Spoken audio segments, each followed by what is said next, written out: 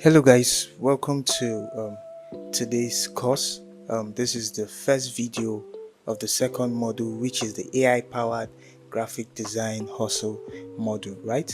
Now in this module I'm going to be teaching you first of all design principles and elements. We're going to be knowing how design principles affect your graphic design, because like I said, AI is just a tool to enable and increase your productivity. AI is not necessarily going to it has not reached that stage whereby it can give you good and clean designs yet, right?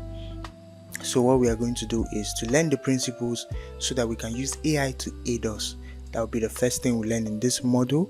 In the second module, we'll be learning how to steal designs. Yes, how to steal design ideas, because creativity is taken from another person and adding your own unique source to it, right? And then the third thing we are going to be learning is AI image generation. So we're going to be using popular image generation models like ChatGPT, ImageFX, and also we'll be using Whisk, right? Also from ImageFX. And then the last but not the least in this module is going to be the Canva fundamentals, right?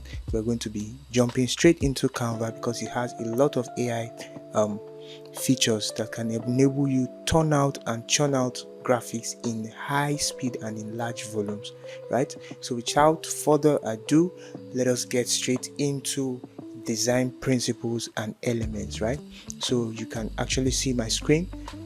Design principles, first of all, what are design principles? Design principles are those rules, right? Like there are rules in driving cars, there are rules in whatever profession that you have, right?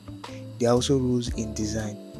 Design is not just um, art, right? That you can freestyle, but design is for a particular purpose, right? So that's why we have principles of designs, right? And we also have elements of design. What are elements of design?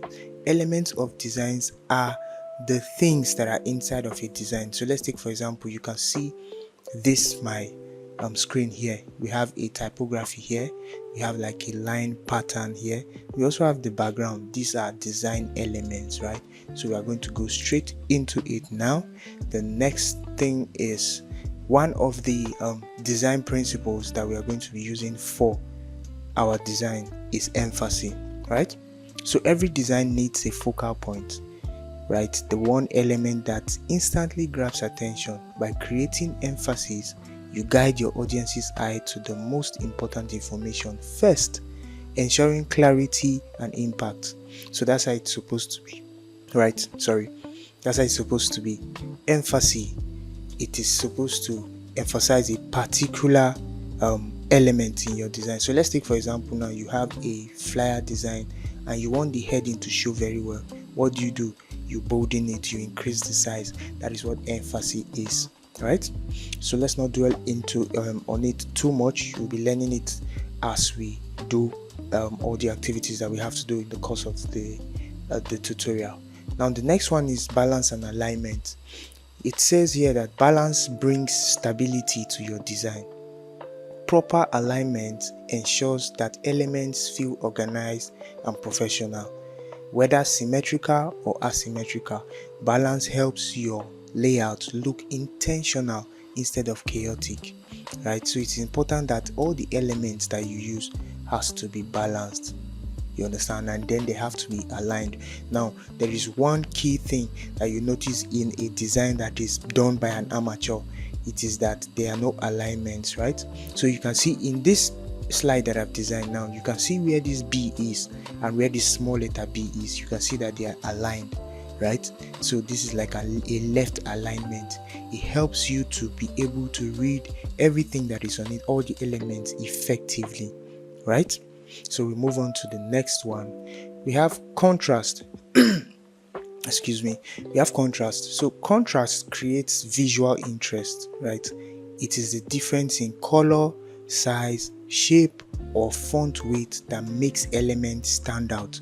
Without contrast, design will look flat and boring, right? But with it, they gain energy and focus. So let's take for example now this background. I think this background for this slide that I have this write up on is like black and purple. Let's take for example now, I now put black text on it, will you be able to see it? No, you will not be able to see it, right? Because there's no contrast, right? So what you need to do is every time you're designing, make sure you have contrast in your design. It helps bring energy and focus to your designs, right? Then we have repetition. Repetition builds consistency, right? That is just it. It is for consistency. You know, when you have a brand identity, right? And you see some brands, like you see Coca-Cola, they're always using red. You see MTN, they're always using yellow. It is for repetition, so that their brand can be notable and can be recognizable in the sea of other brands on the internet, right? That is what repetition is. In the course of the lecture, you're going to be seeing how we use it in our designs. Then we have proportion. Proportion is about scale, right? Make sure that elements are sized appropriately relative to one another, right? Don't take one element, make it big, and the other one will now be very, very little. No, let there be a proportion to it, right? There's something they call the Fibonacci spiral, right? So it is what we use also in our design. So as time goes on, you also learn that. Then we have movement. Movement is just to lead the viewer's eye. You use elements to lead the viewer, right? Let their eyes be. Let's take for example now, in this particular slide, the first thing you see is movement. After you see movement, that is the big text there, movement. The next thing you see is either you see the write-up, the short write-up, or you see this particular graphic here. So that's what movement is. It's leading your eyes, making you travel so that you can see all the elements of the design very well. Then we have the most important one. We have white space. White space is just allowing your design to breathe, right?